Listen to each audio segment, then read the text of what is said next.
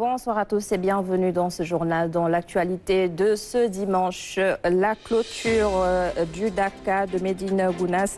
L'événement a réuni des milliers de pèlerins durant 10 jours de retraite spirituelle. Le Premier ministre Ousmane Sonko a présidé la cérémonie de clôture et vous l'entendrez en début de journal. Dans la matinée de ce dimanche également, le nouvel archevêque de Dakar a donné sa première messe à Diohine. Monseigneur André Gueye a été accueilli avec tous les honneurs par des fidèles reconnaissants. Dans la rubrique santé de ce soir, vous allez partager l'appel d'un jeune étudiant dont la vie a complètement basculé. Victime d'un AVC, ses rêves sont désormais paralysés par une maladie qui souvent survient sans prévenir.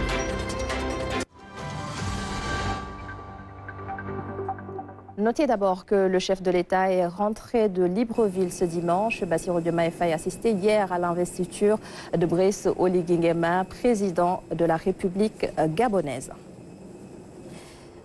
Et je l'annonçais en titre, le Dakar de Médina Gounass s'est achevé aujourd'hui. Lors de la cérémonie officielle, le Premier ministre Ousmane Sonko a remercié le Khalife pour ses 10 jours de retraite spirituelle. Aram Dao pour les détails. Il y eut d'abord un tête-à-tête avec le Khalife de Médina Gounass, Thierno Ahmed Tidiane Ba. C'était le début des moments de ferveur et de prière que le Premier ministre allait vivre à Médina Gounass. La prière collective de Tisbar en constituera une autre étape. Et lorsque la cérémonie officielle démarre, les mots du Premier ministre Ousmane Sonko veulent transmettre fidèlement le message du président de la République qu'il est venu représenter devant le Khalife. Président Nena, ma feddali serigne bi kolere gi nga xamné passante nako ak mom. Le président me charge de vous dire qu'il réitère l'estime et la considération qu'il a pour le Khalife général et pour l'ensemble de la communauté, ainsi que pour la famille. Il vous assure de tout le soutien de l'État au Dakar et engage tous les services à rester toujours mobilisés pour accompagner les Dakar. Pour yombal Dakar gi ba ñi fi ñew mëna def seeni ibadat ci xel mu dal. Le président est conscient que le Khalife œuvre au-delà du Dakar. Sa posture, ses actes et son engagement sont en faveur de la religion. Ay jëfëm ay yittem mën ko jaglel exclusivement. À Médina Gounass, le Premier ministre est accompagné d'une forte délégation, le ministre de l'Intérieur, plusieurs autres ministres dont les services sont sollicités dans les grands événements du genre, et également présent le directeur des affaires religieuses de la présidence de la République, des autorités qui auront ensemble relevé leur part du défi. Kon, président Nena, le président sait que le Dakar a pu être organisé dans les conditions voulues, même s'il y a toujours à parfaire. Mais nous rendons grâce à Dieu. L'État a apporté tout son concours, comme le voulait le président de la République, qui m'avait personnellement chargé du suivi en Conseil des ministres.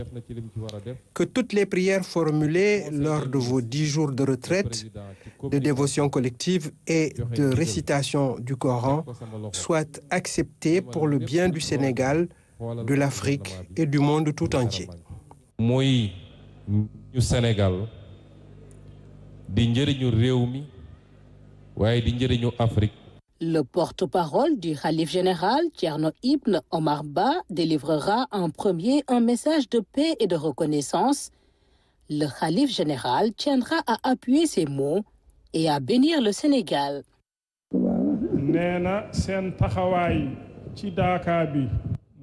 Le Khalife apprécie grandement votre accompagnement. Tous les services de l'État se sont acquittés de la mission qui leur était assignée. Je remercie le président de la République, le Premier ministre, le ministre de l'Intérieur, toutes les autorités administratives déconcentrées. Le Khalife prie pour le Sénégal, pour toute l'Afrique et pour le monde. Sous la conduite du Khalife général, voilà 10 jours que les fidèles se sont retirés dans l'austérité, la rigueur et la chaleur du Sud-Est pour prier et implorer le Seigneur.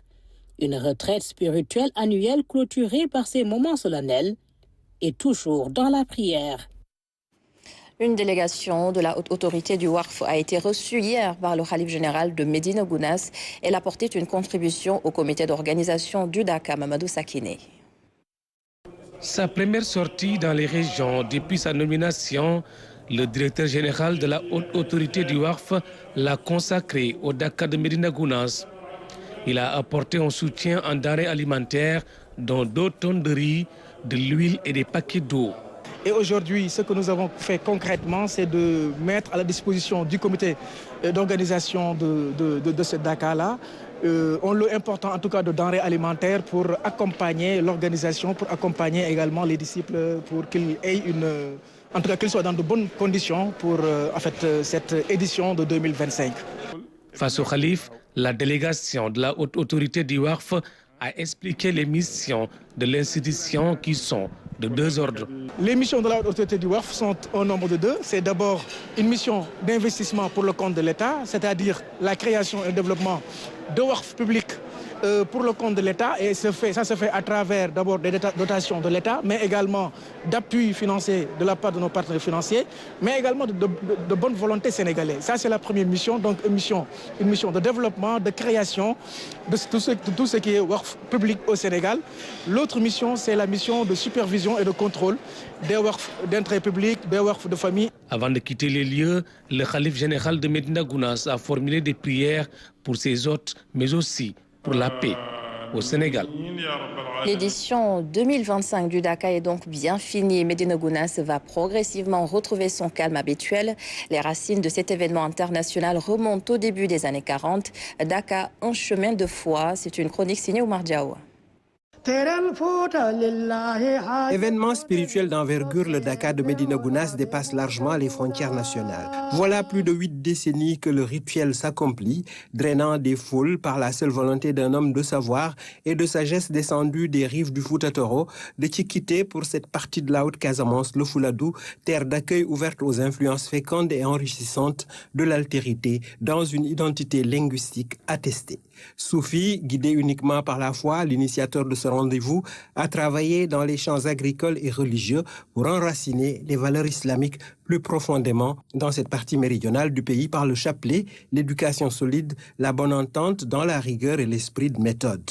C'est par la voie des champs écoles que l'homme est passé pour faire acquérir et vulgariser les connaissances sacrées, les consolider dans une zone encore empreinte de traditions fortes dès le milieu des années 30. En quête d'une plus grande proximité des prescriptions du livre saint, Thierno Mohamedou Seydou Ba institue le Daka à partir de 1942. Une retraite spirituelle qui pouvait décourager plus d'un. Se retirer 10 jours dans une brousse encore repère de bêtes sauvages, loin des mondanités et commodités factices conquérantes. Cette évolution sociétale pouvait faire douter et redouter le délitement de la foi, rendre incrédule. Alors le Daka se fera loin de ces clameurs profanes trompeuses. C'est écrit Mertoub, 10 longs jours au milieu de nulle part, une destinée. Une épreuve de foi d'où on ressort certainement plus convaincu et purifié.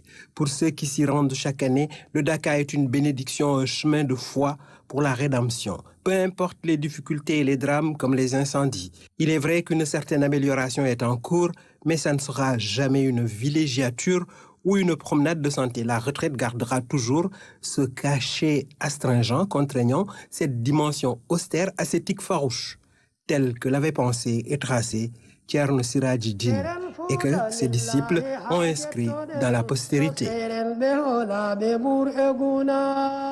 Ce dimanche matin, le nouvel archevêque de Dakar a donné sa première messe à la paroisse Saint-Esprit de Diohine dans la région de Fatick. Monseigneur André Gueye a appelé les fidèles à renforcer leur foi en toutes circonstances. Saliou Seck. Une célébration hautement symbolique, accompagnée par l'évêque de Ziguinchor, Monseigneur Jean-Baptiste Walter Manga et quelques autres pasteurs. L'archevêque de Dakar démarre avec confiance son ministère sous le contrôle du Saint-Esprit.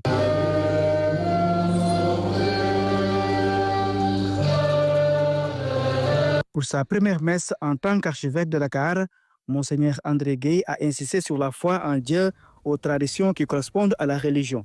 Restez toujours fermement établis dans la foi en Jésus-Christ ressuscité, en conservant précieusement le trésor de la foi, l'héritage de la foi, la tradition de la foi catholique qui, à partir d'ici, a rayonné dans le Sine, une partie du Saloum et une partie du Baol. Oui, tout a commencé ici. Il était donc normal que je commence aussi mon travail ici, ma mission comme archevêque de Dakar après mon installation. C'est une fierté et une joie pour vous, je sais. Donc, faites tout pour que vous soyez fermement établis dans cet honneur, pour ne jamais faillir à cela, par votre fidélité, votre dynamisme. Dans son homélie également, il a invité les chrétiens à rester fidèles à Jésus. Comme les apôtres, parfois, nous sommes au bord du découragement dans notre vie. Nous doutons même de la présence et de l'amour de Jésus à cause des difficultés, à cause des épreuves. Et pourtant, Jésus n'est jamais loin. Il est le maître de l'impossible. Il nous demande seulement de lui faire confiance, de l'écouter et de lui obéir. Cette célébration est l'occasion également pour le nouvel archevêque de Dakar de renouveler sa reconnaissance à l'Église. Il en a profité pour rendre un vibrant hommage à son prédécesseur, Monseigneur Benjamin Ndiaye. Des prières ont été formulées pour un bon hivernage.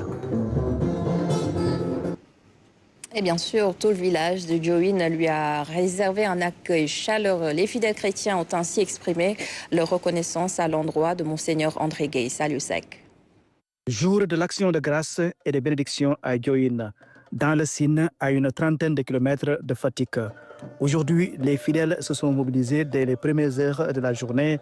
Ils se sont donné rendez-vous à l'entrée du village pour réserver un accueil chaleureux à l'archevêque de Dakar. Un sentiment de grande joie, d'action de grâce également, puisque ce jour est un jour historique.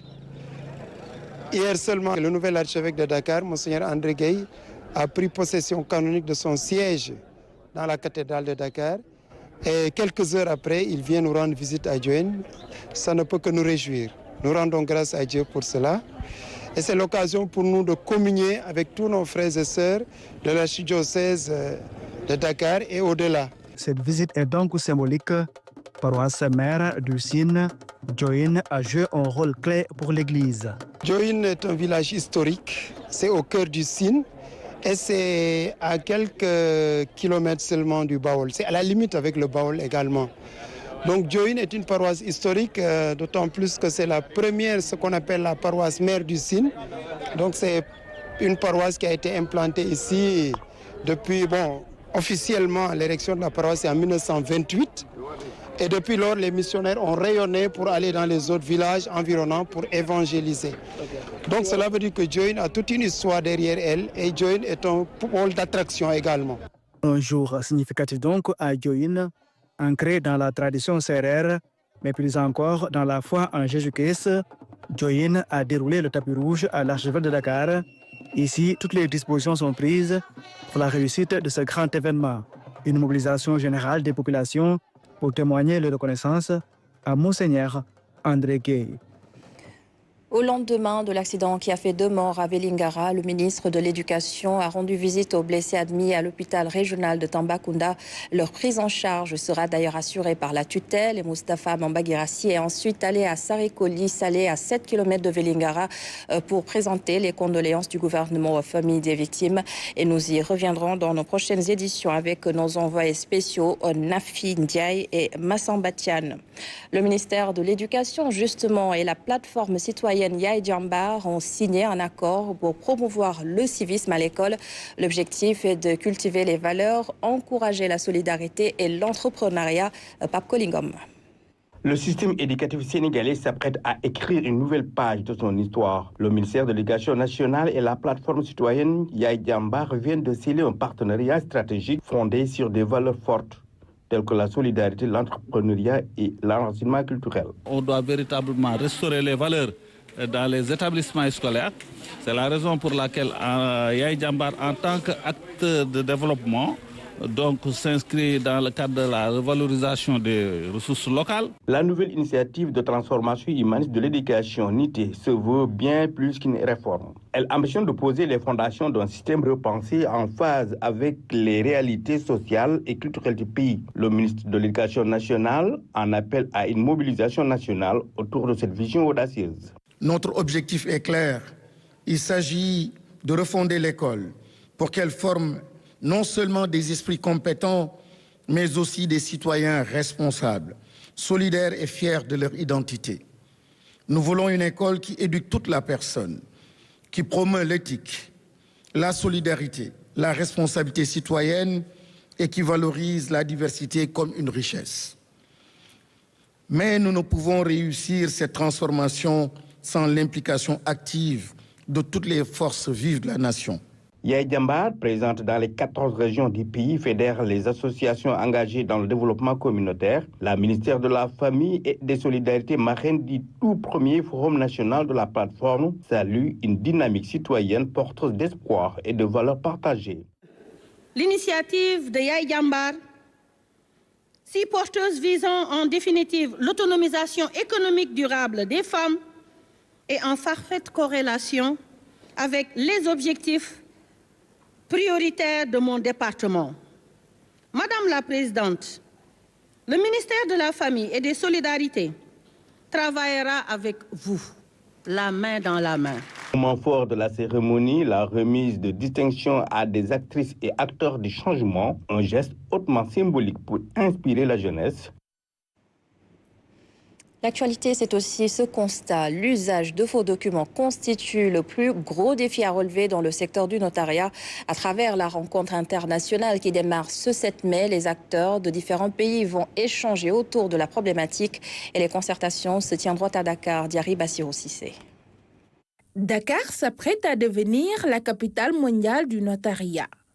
Les assises qui s'ouvrent à partir du 7 mai consacrent l'urgence et les enjeux auxquels le secteur fait face. Nous recevons à partir du 7 même, les réunions institutionnelles de l'Union du notariat mondial. Et donc nous aurons 86 pays qui vont être présents à Dakar. Nous avons pratiquement 120 délégations qui arrivent. Nous faisons face à une recrudescence des faux documents, les fausses cartes d'identité, les faux titres fonciers. Au Sénégal, comme dans de nombreux pays, la digitalisation demeure un défi majeur. Sans digitalisation, je pense qu'à court terme, les notaires feront face à trop de difficultés. Aujourd'hui, beaucoup de nos confrères ont des problèmes à cause des faux documents. Donc, c'est impératif. Non seulement à ce niveau-là, mais c'est impératif également pour le cadastre, c'est impératif pour les conservations foncières. Aujourd'hui, il faut que tous ces documents soient digitalisés pour une bonne appréhension de l'administration. Au Sénégal, seulement 10% du territoire est aujourd'hui immatriculé. La Chambre des notaires entend faire de l'immatriculation une priorité. Le domaine national couvre encore presque 90%.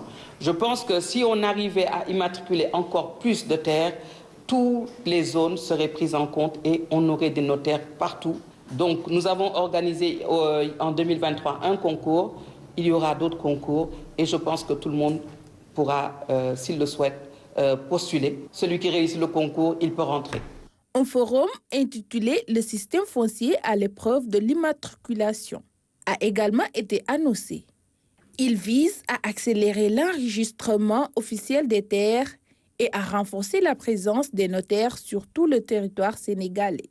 Des objectifs cruciaux face aux défis que représente la formalisation foncière dans de nombreux pays. Le 1er mai dernier, le gouvernement du Sénégal signait un pacte de stabilité sociale avec les centrales syndicales et le patronat. Le suivi des accords et engagements a été confié au Conseil du dialogue social et son président, Mamadou Lamine Dianté, est revenu dans l'émission Point de vue sur les contours de ce contrat moral. Le voici avec Omar Ning. Dès qu'un pacte est signé, il reste à faire le suivi et à l'animer aussi. Aujourd'hui, dans le pacte lui-même, il y a eu 2 dispositifs qui ont été mis en place.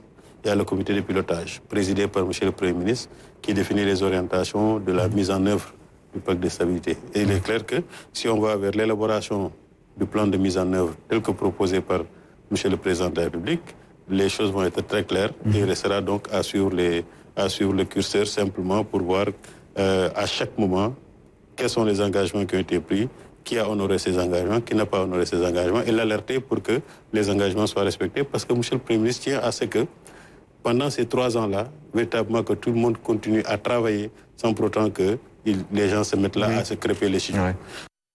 Une nouvelle unité de stérilisation ultra moderne a été installée à l'hôpital Idriss Pouye de Grand Yoff. Le fonctionnement du service est assuré par une équipe dynamique et très engagée que notre reporter Thurodien a rencontré pour nous regarder.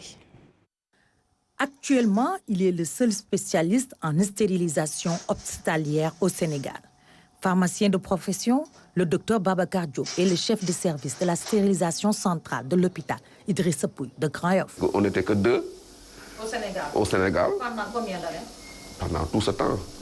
Moi, j'ai fait la formation depuis 2006-2007 à l'université de Lyon. Un collègue et promotionnaire, le docteur Barbosa, qui était à principal, lui aussi, il a fait cette même formation. Bon, maintenant, il est aux États-Unis. Je suis de temps en temps coopté pour assurer des formations dans les hôpitaux.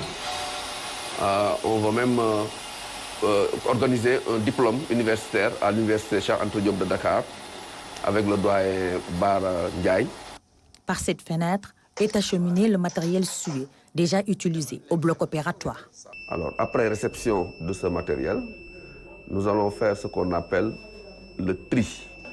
Tous les instruments qui viennent ici doivent être convenablement lavés. Les machines utilisent la température, mais aussi des détergents, comme des détergents et des désinfectants. Ce sont ces flacons-là. Après l'étape de lavage, le conditionnement s'impose. 3 types de conditionnement. Nous pouvons conditionner avec ce matériel qu'on appelle les sachets. On le met ici, comme ça, puis on va coller. Ce sachet a pour principale fonction, quand ça entre dans l'autoclave, vous savez que l'autoclave stérilise avec de la vapeur d'eau. La vapeur d'eau va passer par cette face pour atteindre l'instrument. Et le sachet va permettre de garder l'état stérile. Ces machines vont se charger de l'ultime phase de stérilisation. Au sortir de ces autoclaves, des tests sont procédés. On ne peut pas, a posteriori, vérifier si notre dispositif est stérile ou pas. Il n'existe aucune méthode qui vous permet de dire que votre instrument est stérile. Par contre, il y a des tests que nous effectuons qui vont nous permettre de dire que notre stérilisation a été bien faite selon les normes. Le test est mis dans des conditions difficiles. On l'a mis entre 2 paquets, plus maintenant la boîte qu'on introduit. Ça, quand ça vire, cela veut dire que l'agent stérilisant, la vapeur d'eau, a pu pénétrer tous les obstacles pour atteindre le test. Cela veut dire que notre vapeur qui est là est de bonne qualité. Cette nouvelle unité de stérilisation fonctionne H24 avec un personnel très engagé. Reconnaissons que le service de la stérilisation centrale est une vitrine phare. Imaginez-vous, vous opérez un malade à J2 ou à J3 de son intervention chirurgicale, alors ce sujet vous présente un syndrome infectieux. Et là, on peut situer les responsabilités. Mais là, avec cette unité, vraiment, nous faisons de telle sorte que, en respectant toute la procédure, qu'il n'y ait pas faille à notre niveau. L'installation de cette unité de stérilisation ultramoderne a pour seul objectif de lutter contre les infections nosocomiales, c'est-à-dire les infections liées aux soins médicaux. Et l'autre titre de ce soir sur une affection neurologique qui touche plus de 16% de la population et il s'agit de l'accident vasculaire cérébral. On constate cependant que de plus en plus de jeunes en sont victimes et il y a 5 ans, Elhaj Gadiaga, étudiant, a subi de plein fouet en AVC, une vie chamboulée, des rêves en suspens et ce soir, il a bien voulu nous raconter son histoire dans la rubrique santé signée Fanta Badji. Étudiant en physique et chimie à l'UCAD, Elhaj Gadiaga est au seuil de l'âge adulte lorsqu'il découvre pour la première fois l'accident vasculaire cérébral. En 2020, j'étais étudiant à master en physique-chimie. Tu te lèves un bon jour, tu te rends compte que tu ne peux plus marcher, tu ne peux pas plus faire tes activités. Je ne pouvais pas marcher seul. 5 ans après, il traîne encore les séquelles consécutives à l'AVC. J'étais dans le coma. J'étais hospitalisé pendant 2 mois, mais je n'étais pas conscient. C'était terrible parce que je ne savais pas ce que c'est qu'un AVC. Ce bouleversement inattendu contraint Elhaj à suspendre ses études. Puisque je suis un étudiant en sciences physiques, j'ai besoin de mes 2 mains pour manier ces appareils. Puisque ma main droite est paralysée, je suis obligé de prendre une pause. Déterminé à se rétablir et à poursuivre ses études, il comble sa pause avec une activité sans gros efforts physiques adaptée à sa condition. Actuellement, je fais une formation en informatique parce que mon chef de département m'a dit que je dois suivre ma kinésithérapie jusqu'à ce que ça se rétablisse. La fréquence de l'AVC chez les jeunes adultes a mobilisé ces dernières années spécialistes et associations de soutien aux victimes autour de la problématique. En première ligne de la prévention et la lutte contre la maladie, les patients. Nous sollicitons l'accompagnement des autorités pour notre prise en charge. L'AVC est une maladie très complexe et qui exige une assistance. Les médicaments et le traitement coûtent cher. Tout le monde n'a pas les moyens pour supporter les charges. Aujourd'hui, l'accident vasculaire cérébral frappe tous les âges et les signes d'alerte souvent mal connus ou négligés. Il faut prendre toutes les précautions nécessaires pour éviter de tomber, éviter d'être victime d'un AVC. Parce que l'AVC, bon, ça peut handicaper nos activités. La thrombolyse, traitement de référence de l'AVC pour combattre les séquelles handicapantes, est disponible, mais dans le privé et serait hors de prix. Tout autre chose, une base d'orpailleurs clandestins a été démantelée au parc de Niokolo-Koba. Les forces de défense ont saisi une pléthore de matériel. Les 2 individus ont été interpellés. Les détails avec notre correspondant dans la zone, Marandiaï. À la direction du parc national de Niokolo-Koba à Tambacounda, une équipe se prépare à une mission tandis que d'autres reviennent d'une opération décisive. Un coup dur a été porté contre l'orpaillage clandestin, une menace directe pour la biodiversité du parc. Nous avons effectivement pu démanteler une base d'orpailleurs. Nous avons pu effectivement appréhender 2 orpailleurs, les autres étaient en fuite. Et nous avons aussi saisi effectivement du matériel constitué de 2 motos, des motopompes, aussi des panneaux solaires. 2 de nos brigades ont démantelé effectivement des bases de braconniers. Et cela nous a permis d'appréhender effectivement 5 calibres 12 avec une arme SKS. Niokolo-Koba abrite plusieurs zones vulnérables propices à cette activité illégale. Grâce à une action conjointe avec les forces de défense et de sécurité, des résultats significatifs ont été obtenus. Le tronçon que nous avons fini d'ouvrir, long de 29 km, c'est la corniche entre Tamanoumia et Ouréli. Et cette zone était restée pendant plus de 15 ans sans être ouverte. Cette année, avec l'ouverture de ces pistes-là, d'ailleurs, c'est ce qui a permis, effectivement, par rapport aux enjeux sécuritaires, d'aller avec l'armée pour une reconnaissance, parce que c'est des zones très vulnérables. Cette intervention démontre la vigilance des autorités face aux défis de préservation du parc, Mais la lutte contre l'orpaillage clandestin reste un combat de longue haleine, nécessitant des mesures renforcées pour préserver cet espace naturel exceptionnel. La levée du corps du chanteur Seka, figure emblématique de la musique sénégalaise, a eu lieu ce dimanche aux Parcelles Assainies de Thiès. Parents, amis, artistes et sympathisants se sont recueillis dans une atmosphère de tristesse. Diaré Bassirou Cissé. Le murmure des prières s'élève doucement dans l'air matinal, plongeant la ville de Thiès dans une atmosphère de recueillement profond. Les visages empreints de tristesse reflètent la douleur d'une communauté en deuil. Seka aimait Thiès d'une manière extraordinaire et il avait même sorti un slogan Goudi Goudi Thiès, que nous nous respections tous, n'importe où on allait jouer, à Mbour, en Gambie, même s'il faisait 5 h du matin, nous retournions à Thiès. Nous sommes tristes, nous les Thiessois. Vraiment, il était l'ombre de lui-même. Il était tellement gentil. Il était un gars simple. Au cœur de cette assemblée silencieuse, la famille de Seka, submergée par l'émotion. C'était un grand frère exceptionnel. Grâce à lui, nous n'avons jamais manqué de rien. Seka était une personne d'une grande bonté. Le lieu même où nous lui rendons hommage aujourd'hui, il le fréquentait chaque vendredi. Ses collègues musiciens aussi ont exprimé leur profonde tristesse et leur reconnaissance envers l'homme et l'artiste qu'il était. Il était une véritable étoile de la musique sénégalaise.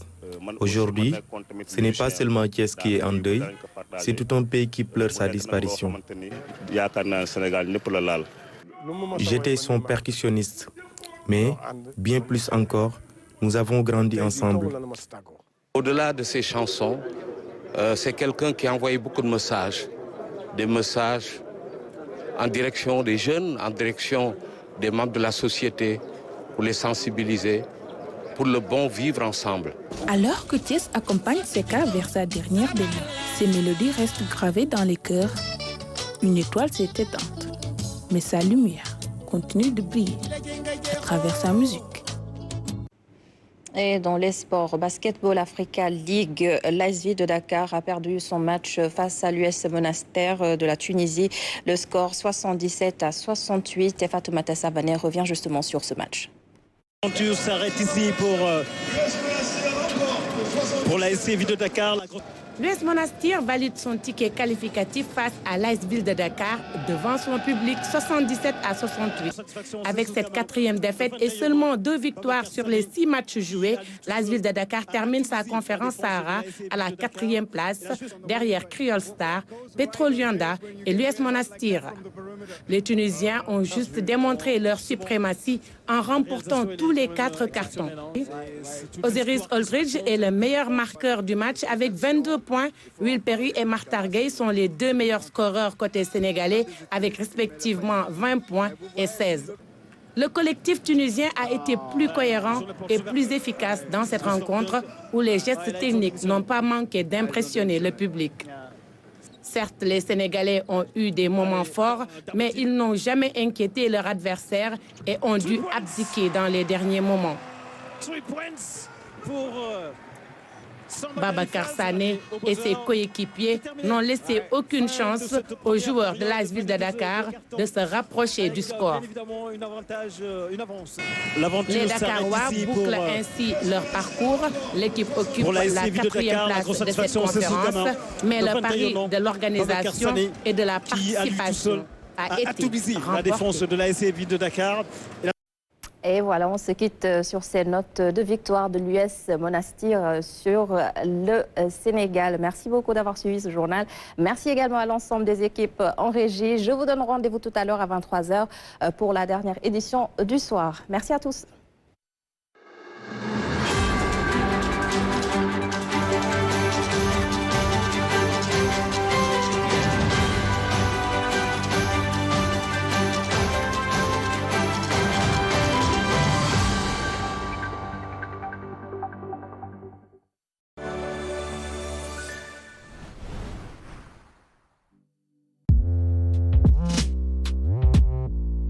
salaamaaleykum tonton Laye am jaay ma benn dool ma jaay gi